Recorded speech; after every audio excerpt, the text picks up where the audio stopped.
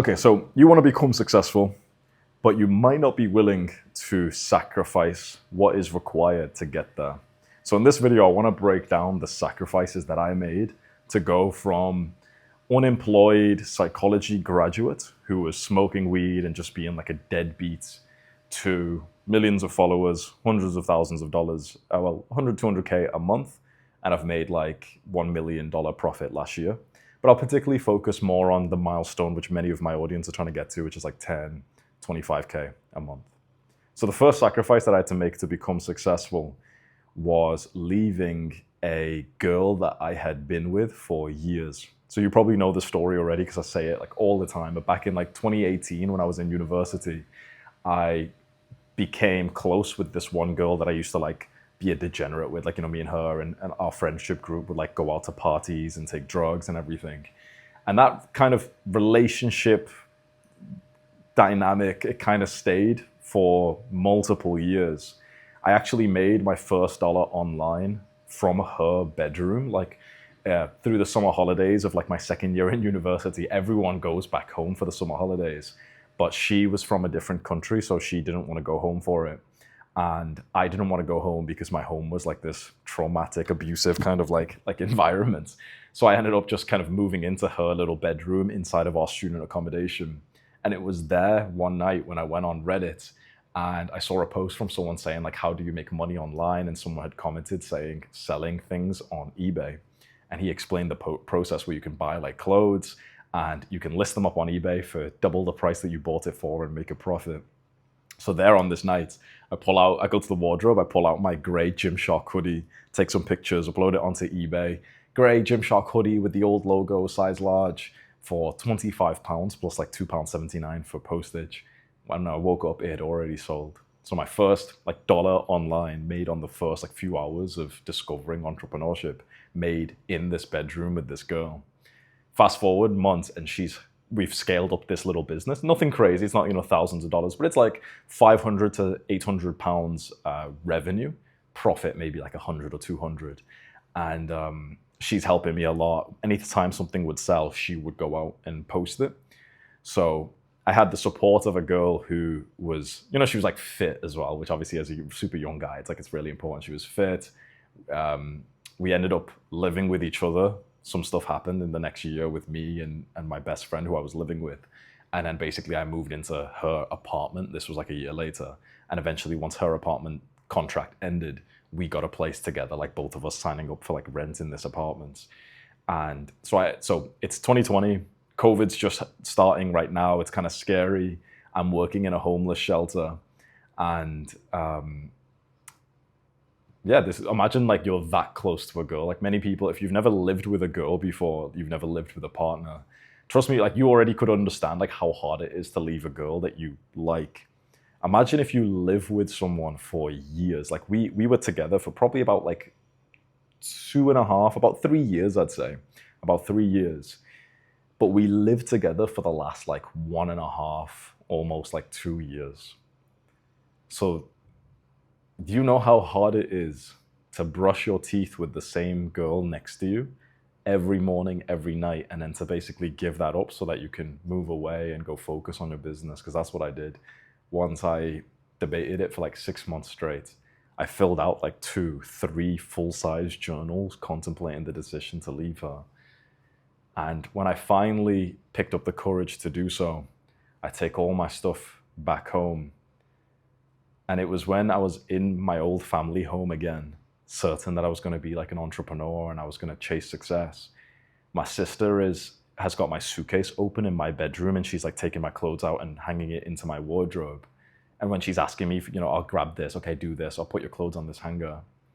I have like this tight knot feeling in my throat that I just walk into the bathroom and I start like crying, because of just how overwhelming it is to leave someone who I've been with for years. And also on top of that, move back into like the trauma household where, you know, my relationship with my family was not good at this point. So that was the first major sacrifice that I made on this journey, which was like, one, it was leaving a girl, which was already big.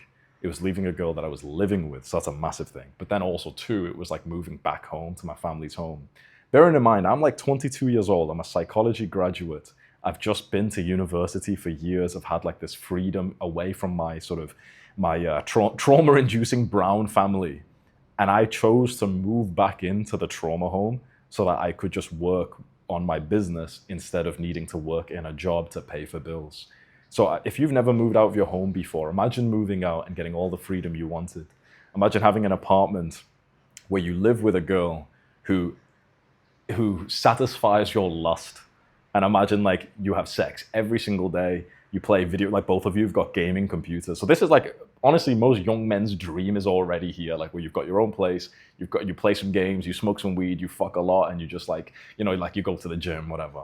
I was already living like maybe let's call that like a 6 out of 10 life, which most guys would just stay at. Most guys would just stick to that. That's more than enough. I made the decision, and it took me fucking ages to make the decision, but I made the decision to think that's not enough for me. So I moved back home and I had to go through the transition period to like living with family again, because I hadn't lived in this house for years, and also to split up with that girl. If you're wondering, by the way, more of like specifics with the relationship, which I guess is kind of irrelevant, but maybe it is, but why did I split up with her? Why didn't I just like move home and sort of continue the relationship? I think because the fact that the relationship was built from lust and degeneracy, I inherently knew, and she did as well, that the moment that I would move away, we just wouldn't really trust each other. Like the relationship was one of like toxicity and a lack of trust, which isn't, I'm not insulting her when I say this, just because both of us were so young when we met and we were in more of like degeneracy. And so bless her, like she's grown a lot from that. I've barely spoke to her in those last few years, but every now and then we've ended up like connecting a little bit. And she's done really well for herself as well. So it's kind of been like a pride moment when we talk to each other. We've not seen each other in person, but like we just have found each other on Instagram. And we get to say like, wow, like you achieved your dreams and I achieved mine, which is fucking awesome to say, isn't it? We did it separately. So it was like basically when we split up, both of us prospered in the dreams that we would talk about. So she had this particular dream, which I won't explain just in case I expose who she is, but like she had this very particular dream and she achieved it, which like when I heard of, when she texted me once on Instagram and I heard that she had got the dream that she wanted, I was like, fuck yeah, like that's fucking awesome. And then when she heard that I was like, she must have seen me on like YouTube or whatever, and that was what I was building up just before I left. I used to say to her like, oh, I want to be a YouTuber. She used to like help me record some videos. She said to me as well that she's proud of me. So in the end, it worked out. But can you imagine like for the months that I was contemplating leaving this girl that I had such an attachment with, and at the same time contemplating moving back home? So it was like a dual sacrifice there. Now, just before I moved back home, there was another sacrifice that I made. I got my first ever full-time job in 2019, straight after graduating from university.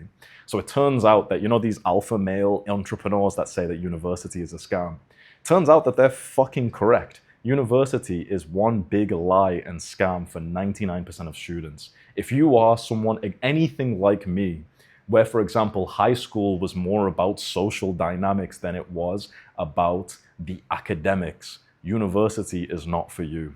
I went to university for the social dynamic of like basically fucking girls and becoming friends with guys. And sure, it was like that was fulfilling. And you could say that if I didn't go to university, I'd butterfly effect my way out of not being successful now because of the social skills that I gained. Okay, sure. But of course, that's just like a weird point that if we go back in time and try and fix something that was bad, you might end up at a worse place. But overall, for a guy like me and potentially you, university will not give you any more options in life. University is for the clean shirt, nerdy, conformist who, for example, actually wants to be an academic. And there's nothing wrong with that, by the way. If there's a guy watching this who wants to be a surgeon, I would say to him, yeah, go to university. That's a sick career. Fantastic. Go to university. If there's a guy who wants to be a software developer, I'd say to him, yeah, sure, go to university. Sick. Okay, amazing. You want to be a vet, like you want to operate on animals and save them. Yeah, you've got to go to university. Sick. But if there isn't a extremely clear career for you that requires a degree, anyone who tells you to go to university is literally such a fucking NPC bot. University is for the people who say, okay, I want this career, the requirement of it is this degree, and so I will study to get this degree. anyone who tells you to go to university when there isn't a clear degree that is and a requirement for your dream career is such a fucking retard that even if it's your parents, even if it's your friends, your teacher, if it's someone online, you should just think to yourself, holy shit, I should probably not trust this person again. Just blindly going to get a random fucking degree is so retarded. That's what I did. So what happened after I graduated with the degree that was supposed to make me successful and get me options? I was still eligible for the exact same jobs as before I went to university, which were just like shitty jobs for young people starting off like 17K, 18K a year, which in the UK is like that's about what most young 21-year-old people will start off is like 20K, whatever, to 18K or something. Pounds. US, you usually start with like 30,000, 35,000, especially if you've got a degree, you might start with like 50. But in the UK, our wages are kind of lower. So yeah, so I graduate, psychology degree. With a psychology degree, you can't get any jobs in psychology. You have to go get like a master's or a PhD or something. So it's just such a stupid degree, honestly. If you're going to go psychology and you're going to get a PhD so you can become a psychologist, yeah, sure. Again, if you want to go and be a psychologist and run experiments and stuff, okay, sweet, get the degree. But if you're some like little retard kid and the biggest thing about university for you is like, oh yeah, I want to go fuck, or oh yeah, I want to go be friends with people and I want to network or whatever. It's like, fuck me, just do it all online, bro. You don't need to get a degree. So I get the degree. I'm applying for jobs. Turns out there's like nobody gives a fuck about a bachelor's degree in psychology. Nobody gives a fuck about a bachelor's degree in fucking gender studies or fucking history or 99% of degrees are just complete scams. They make no difference to your life. So I'm applying for jobs and basically the only thing that I actually feel eligible for is just like customer service type of shit, like bottom rung. Anyone can apply for it. I had a bit of experience, like in my part-time jobs through university. I did some customer service stuff. I did some like receptionist, pick up the phone, whatever. So I get my first ever full-time job when I'm like 21 years old. I've just graduated. And it is a customer service role in a car finance company. So basically I go to the office. Our company sells people cars that they can't afford on finance. Basically, it's kind of like you get a car, but you put yourself in debt for it because you're so much of a fucking loser retard that you don't want to buy a car that you can afford. So you buy a car where you have to pay monthly and then you overall pay like 5 times as much, but you get to like buy the car for $300 a month, £300 a month instead of like 15K right now. So it's just made for fucking imbeciles basically. And that is 90% of people. They can't afford to buy a car outright, so they have to buy a car on finance, like £300 a month, £700 a month, whatever. So I would take the complaint calls where someone would buy this car and within like a month, the car would like break down or something and they'd want like, help from us. And it was like this whole bloated kind of company. It reminds me of what Elon Musk said about Twitter, where half the people are just unnecessary and it's so bloated, where basically my role was to pick up the phone. Someone's like, hi, it's Angela, here's my reg number, my car's broke down again. And I'd be like, oh yeah, okay, I'll connect you with your case manager. So my role was just like picking up the phone, putting in their reg details, and then just saying, okay, I'll connect you with your case manager, pressing a fucking button to connect them over. That's it. It's like something that AI has probably like replaced by now. And a lot of the times the case manager wouldn't want to fucking pick up the phone because they've got, they're doing some task right now. And so when I would say like, oh yeah, I'll organize a callback from them, but just to let you know, you have to do this gay little compliance thing. Just to let you know, callbacks can be 48 hours. And they're like, what? 48 hours? Like, I've got to go to work right now. I want to speak to someone. No, like, oh, I want to do a complaint or whatever. So it's just that bullshit, right? But I figured out a way to actually perform highly in this little robot NPC task, where basically instead of having a little, hey, good morning, how are you? I would just say like, oh, hey, name of the company, can I get your reg number, please? So I wouldn't even say hello, good morning, I'd just be fast, enter the reg number, see who it was, try and transfer them over, and if not, I'd just blankly just say, okay, I'll get them to call you back. It's up to 48 hours, but I'll try and make them go faster. Fast. There used to be like a leaderboard on the screen where the number of calls each person had picked up. And in the first like few weeks, like my score was like 30, 40, average was about 40 or 50.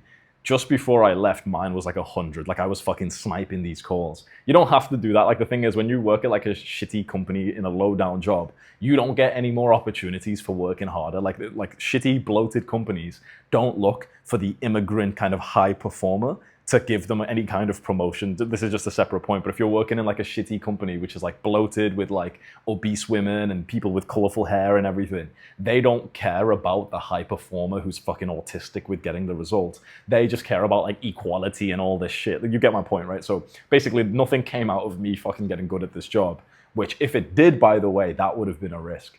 Because I often think to myself, bro, if they gave me a promotion, a bullshit promotion like, oh, hey, Hamza, you've been working so hard. We're going to increase your wage from 17.5K to 18K. I probably would have stayed. Like if they gave me a 500-pound promotion, a bit of an ego boost, I probably would have, just from the sake of positive emotions and momentum, I probably would have stayed working there. And I would be making like 100 times less money. How scary is that? It was bad enough that I wanted to leave. The sacrifice that I was making here was I had this comfortable job. I had this job that was paying for the bills. I only needed like £800 a month for my expenses. And I was getting like, like just over 1,000 or whatever. So I had enough for myself. Again, I had that comfortable life, with the girl, the apartment and everything. But my desire for entrepreneurship and success was heavy in my mind. So this was a very difficult time for me because I had this full-time job, but I also was trying to do businesses at the same time. And anyone who's watching this, who wants to get into business but is currently working a job, my heart goes out for you because it's so fucking difficult. Because basically when you work a job, some of your best brain hours are going there.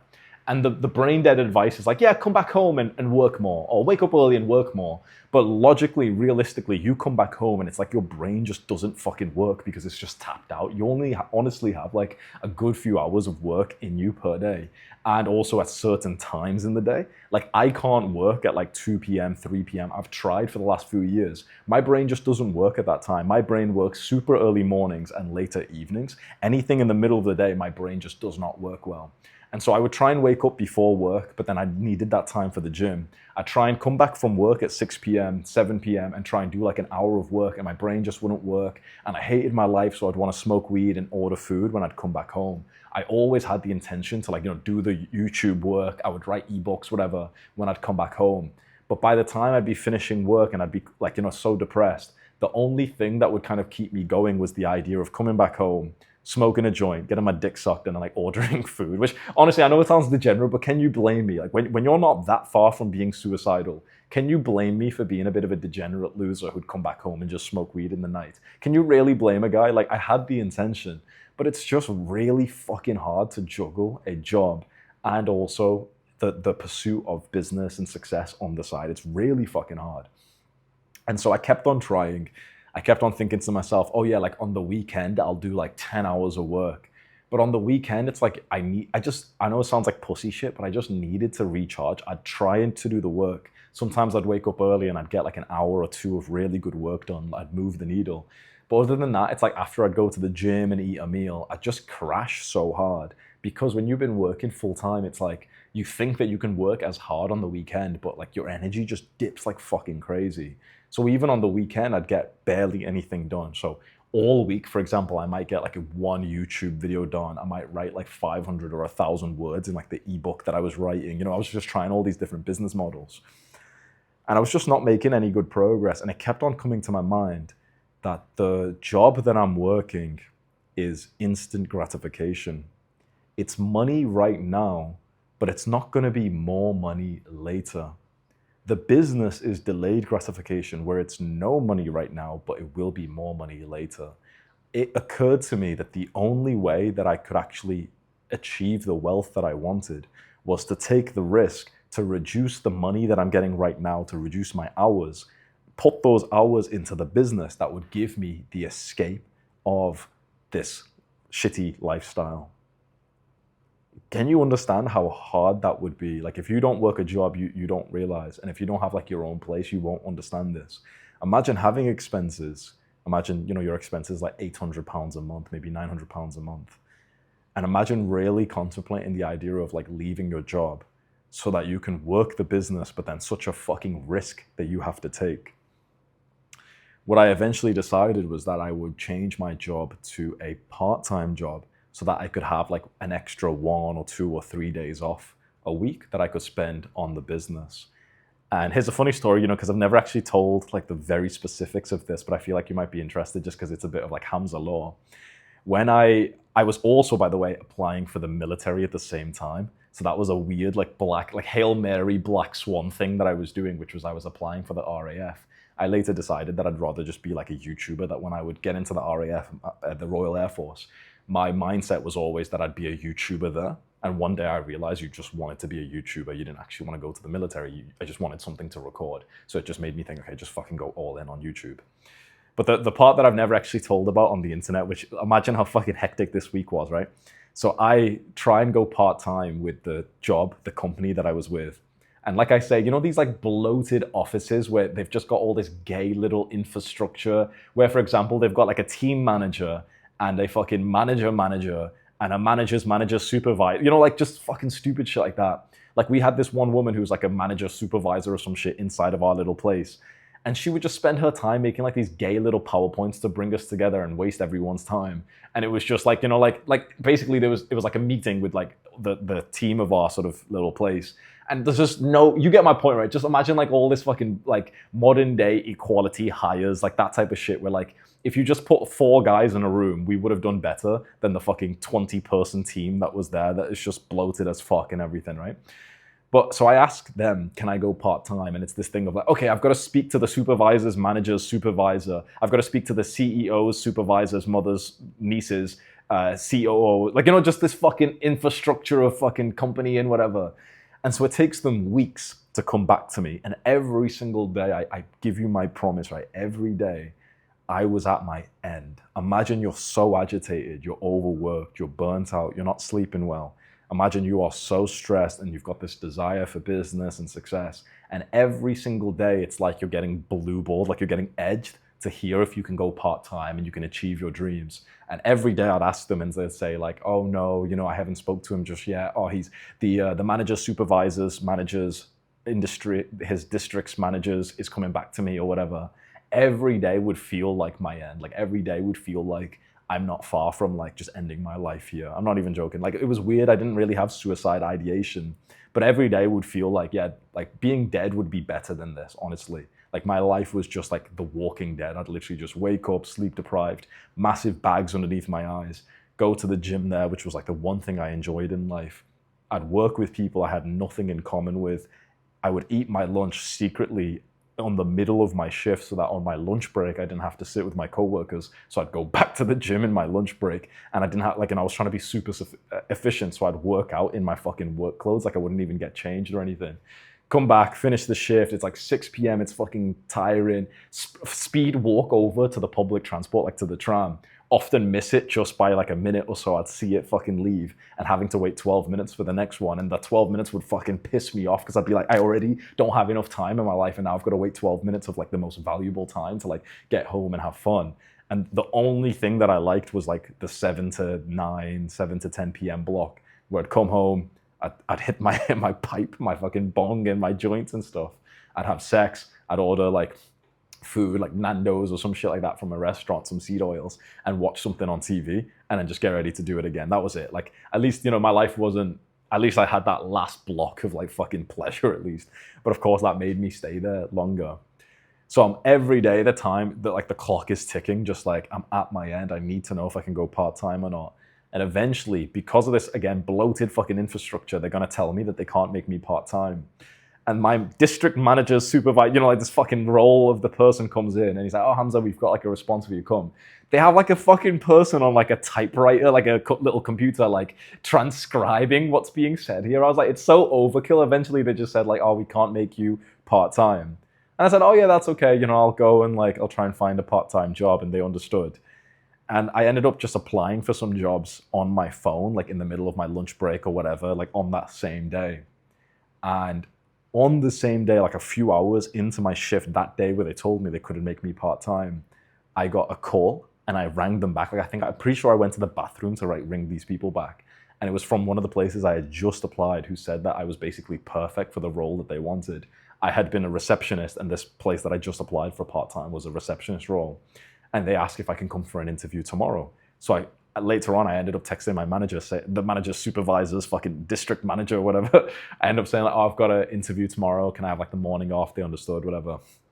Went to this interview for this part-time job as a receptionist in a NHS's GP, like basically like a general practice, you know, like where you go see your little home family doctor. And she likes me enough to give me the job offer there and then in the interview. So when I came back to work the afternoon after that, it had been less than like 24 hours and I basically had got the part-time job that I wanted. And I tell them, and you know, they're quite shocked and everything, but like it's all good.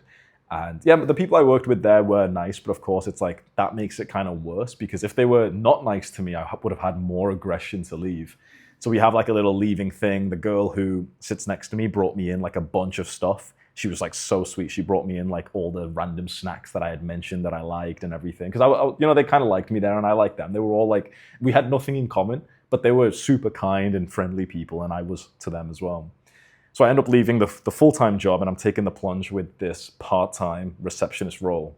And you might be thinking, wait, Hamza, like, I'm pretty sure didn't you work in the homeless shelter? This is the part of the story which I never really say just because it's extra, but I'll just tell you in this one. So I get this part-time role as a receptionist, and this woman who has got me the job, she said she was taking a risk on me because of how fast I started, and she was kind of like breaking a couple of rules or so, like because of how fast I started, and because I needed a reference from her for my my new apartment super quick and everything. So they train us up a little bit. Another guy was starting with me as well, training us up. Okay, how to be a receptionist, click on this software, whatever.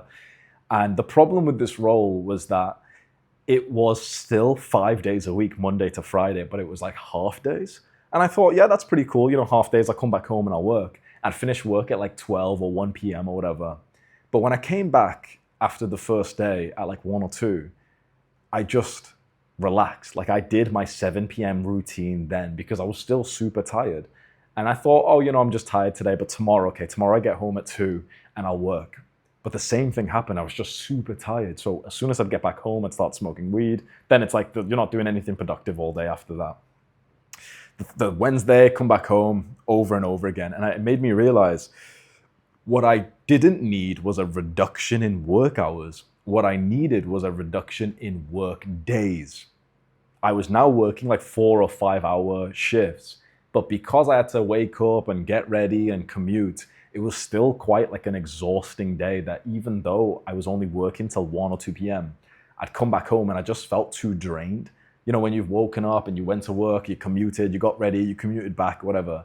I just felt so drained that I still wasn't working on the business as much as I wanted to. So then I applied for more places, just mindlessly thinking like, yeah, I still need something a bit different. And this is when I got an idea which I want to pass on to you. If you're in this phase right now where you need to juggle a job and a business, I thought it's not just a reduction in hours or even in days that I need. I need a weird, like black swan event. I need like literally a godsend of a job where I can get paid for being sat there on my laptop working on my business. Because that's what I used to do as a receptionist. When I was in university, I worked as like a receptionist in like a physiotherapy clinic. And it was, you know, sometimes it's dead, like there's no one coming in. Maybe there's a call every 20 minutes or something. So I'd have time to like go on my phone, go on eBay and like list things and, you know, work on my phone whilst basically getting paid £8 an hour. And I thought to myself, I need something like that again. That's when I applied for this homeless shelter. They contacted me. I go for the interview right away and I get the job. And so then I had to like imagine how scary this was that I had just got this new job, the part-time NHS one. I had kind of, you know, mingled with everyone. It was like a very close, intimate thing.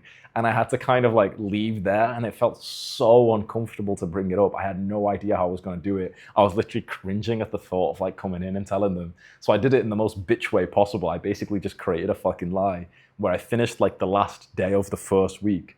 And then when it was like Monday and I basically had 2 shifts overlapping from the NHS receptionist and the homeless shelter, we're both going to be on the same day. And I was thinking like, do I do both? What should I do? I've got no idea.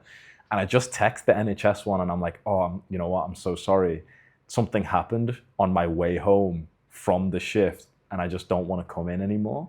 And I was basically like insinuating that I got like attacked or something like that. And the woman was proper concerned and she was asking me what happened. Like, did you need police or whatever? And I basically just kind of aired it. And I did say to her, but you've trained me, and I understand if you don't want to pay me because I just came in and I'm not going to come back. She still sent me the payment for the week. I remember I kind of needed that money, but I did tell her, like, you don't have to actually pay me. I said to her, like, you could just split it up and give it to the women who trained me. The problem with all these like bloated fucking infrastructure places is like they won't do shit like that. You know what I mean? It's not like a small business where you can manually choose like who to pay, whatever. So I still got paid for like a week of basically getting trained by like the NHS receptionist. But that's when I went to the homeless shelter, and I was able to work on my laptop in these night shifts and build a business like whilst at like fucking 1 a.m., 2 a.m., 3 a.m. whilst getting paid £9 an hour. So the sacrifice I had to make here is I, one, had a stable, comfortable job that even like people kind of like I remember I wasn't speaking to my family much, but I remember I had spoke to my brother once and I told him about this job because he was coming to like bring me stuff from my home. I had like basically broke up with my family here. I had a massive argument with them. But I was speaking to my brother, like not much at all, but just kind of like he came over to like bring me some stuff. And when I told him about that full-time job, the customer service, when I had it, he was like, oh, Hamza, like, I'm proud of you. That's awesome. Wow, you've got a full-time job, you know, like, congratulations, whatever. So I had a bit of like, you know, like this validation from it. And I had to sacrifice that and go through a super stressful, like 1 or 2 weeks where I switched that to a part-time job. And then I switched that again to another part-time job that really fit my needs. So imagine like it's just such a stressful period of my life, and you might go through something similar. You might need to leave a job. You might need to move somewhere else. And it's like, it's basically, there's like a door to your future life. And the door usually is an uncomfortable conversation that you've got to have with someone, whether it's with your employer and you need to leave your job, or it's like you've got to go negotiate for a part-time contract or something. And I just remember how uncomfortable and like cringe-worthy it was to be able to like go up to like, you know, the people in the full-time job and then the part-time receptionist to kind of tell them that I was like leaving, whatever. The lesson I want to give you with this, if you are someone who's kind of working a job, whatever, and you're kind of scared to leave, even though you know leaving is what's going to help you achieve your dreams, it's literally 100 times more of a big thing in your mind than it is in actuality. The moment you tell, you know, you work some shitty job, you're a waiter or receptionist, customer service, whatever, you think it's such a big deal. The moment you tell them that you're leaving, it's like they just adjust. Like to many of these people, like your manager or whatever, they're used to employees like churning out. They're used to young people who come in, work a couple of months and leave. In our mind, it seems like the biggest thing ever. Like there's so much resistance. And for half, one, there's resistance because of you yourself. Do I need this job? What if I need it? Then there's resistance because of the people in our lives, like our family. What will they think of me? I'm taking a risk. They won't like this. Then we have a bit of resistance for the person we're leaving, like the manager we have to tell, like, oh, they won't be able to understand. What if they shout at me? And all of it is unfounded. For you, this is your fucking dream. So you're gonna smile when you make this decision. For your family, why the fuck would you like place their perception of your path when it's you who understands what you need to do? And for the manager, guess what? They're used to young people churning out as employees. The moment you actually have that uncomfortable conversation and you leave the job that you're in when you know it's the right time, when you should leave, you'll realize like life fucking goes on. Like the people move on right away. What you need is just an uncomfortable conversation with a couple of people. Once you've done it, you'll be at the next stage of your life. But many of us will fucking procrastinate the uncomfortable conversation for a month, 2 months. Just yesterday, I was on a call with my community members in Adonis School. And this one guy, Seth, I had spoke to him a little while ago. He was working as like a dishwasher. And he had saved up like a fuck ton of money. He had saved up so much money. He was living at home. And my advice to him was like, just leave and then you can focus on your business full time. But there's so much fear before you go and do that. When he finally brought it up to his manager, he said, we spoke yesterday and he said like, oh yeah, my manager just understood right away. It was all calm.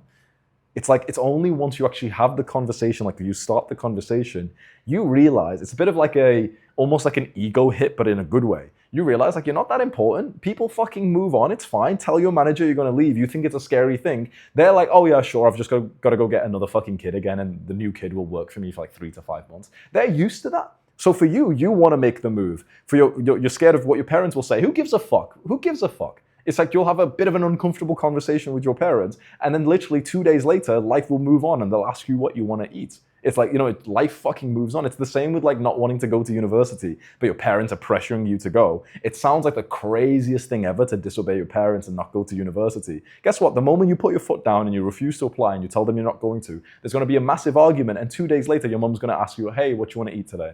It's like life fucking goes on. Anyone who's went through that exact thing of like not going to university even though their parents were telling them to go is nodding their head thinking, yep, that's exactly what happened. I thought it was going to be the biggest thing ever. I thought we'd never move on from that. 48 hours later, it's like life was just exactly normal. It's like there's an uncomfortable conversation, like for a couple of hours, your parents are shouting at you and you just have to stand firm. For a couple of hours, you're thinking, oh man, I'm going to leave my job today. It's going to be so awkward when I get there. I'm going to have to like pull my manager aside and all my coworkers, I'm going to have to explain to them. They've seen people come and go. It's not even a big fucking deal, right? So the sacrifice was like, you've got like a 6 out of 10 life right now, and you have to give that up. And it's scary when it's not so shit. Because like I said to you, bro, imagine my first job or the second job. If it was a little bit better, I would have stayed. If my first job, the full-time job, if they just gave me a bit of a promotion, I would have actually stayed and I thought less about business because I would have just had like the sort of positive momentum. Imagine my first job, if there was like a cute girl there that was flirting with me a bit, and imagine I fucked her, I would have stayed out of that sort of like that sort of, the seeking of pleasure and dopamine and novelty and whatever. I probably would have fucking stayed. It was bad enough that it caused me to leave. So that's like a lesson I want to pass on to you is if you need to change your life drastically and you need to sacrifice the 6 out of 10 life that you've got right now in pursuit of the 10, you need it to be bad. Don't fall victim to just being like just good enough. Those are some of the major sacrifices I had to make to like start the journey.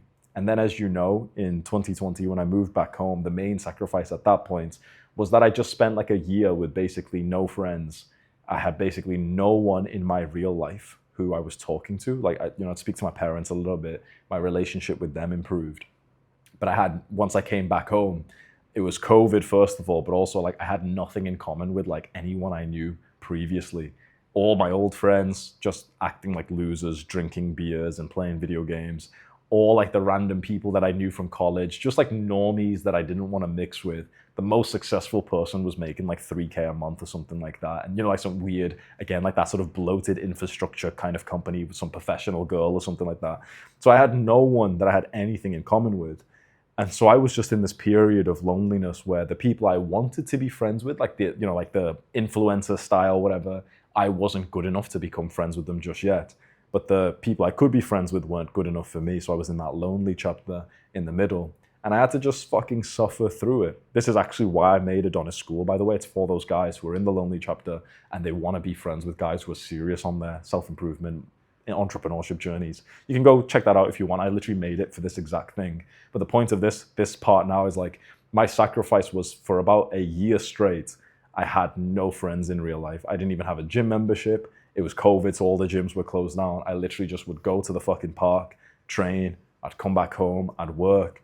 Luckily, I started to build up like online friendships. I hired my first employee, Sam, and then he became a friend of mine. But in real life, I had very little social interaction. Eventually, in like 2021, I met this guy when I was on the gymnastic rings one day, and I started to train with him kind of often. And so that was like my only friend in real life. And then I started dating like this girl that I met. So, I had a bit of social interaction, but I had a solid like 7 months straight of like no one in my life, which is fucking tough, right? 7 months was just me longer than 7 months. 7 months was when I hired Sam. So he was like an online thing, but yeah, 7 months.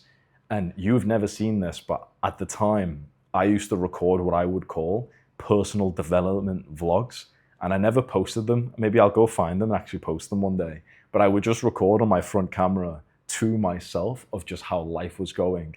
Maybe every week, every 2 weeks. And every single time I would basically say, everything is so good. Fitness is good. Health and diet is good. Money and business is getting better and better. But the social part of my life is completely lacking, completely. And I used to just miss, I used to have like that social hype in university. I used to have friends and I used to go out. And sometimes I would go for like a lot of walks and, I'd be working out in nature and stuff. And when it came to like the summertime, sometimes I'd see groups of people, like 5 people, 10 people having fun together, like in the park or whatever.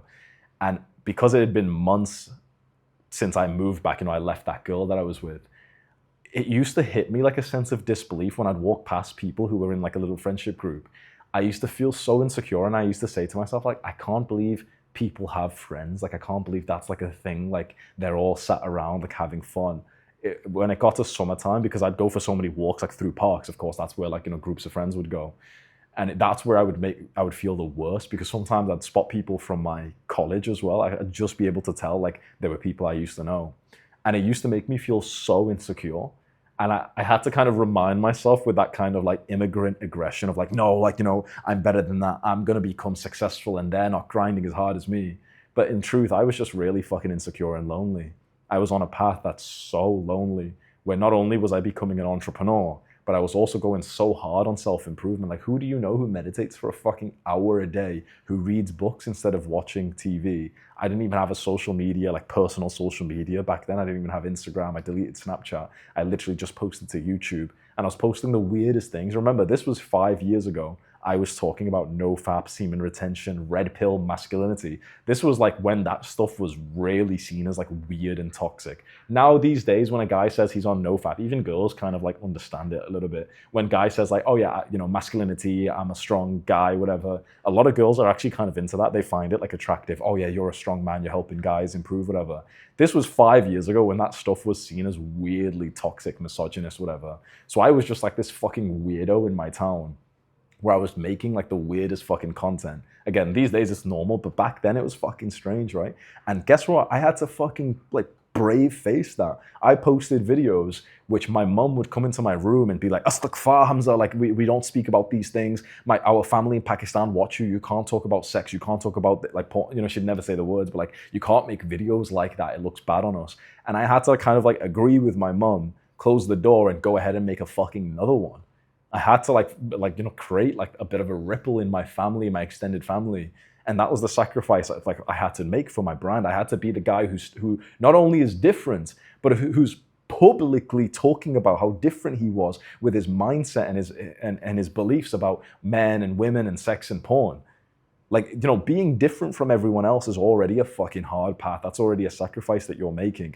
Now imagine when you're putting that shit on the internet and you're talking about your beliefs on the internet. My sister would comment shit all the time to me and, send me messages saying like, everyone's gonna hate on you. Delete that video right now. Delete that comment right now. When I talk about like the differences between men and women and stuff. And she'd always like, it was all this fear mongering from my family. I had to sacrifice my social status to my family, to my extended family, to people who probably like used to watch I never actually saw this, but I assume people in my hometown maybe came across some of my videos and found them cringe and maybe shared them to each other. Like, I never actually saw this. I just because that happens quite often. I assume some people saw it on their algorithms or whatever, and they would have sent it to each other. Like, what? Like, that's fucking cringe. What's Hamza doing? He's pretending he's successful. And when you've only got a few hundred followers, it makes people even cringe at you more. Now it's like you can't cringe when you become rich from it. It's like you can still cringe a bit, but anyone who kind of like would now share a video of mine saying like, "Oh, Hamza's talking about women," that's weird. It's like, yeah, but it's hard to say that when you can tell that the person's getting tens of thousands or hundreds or even millions of views.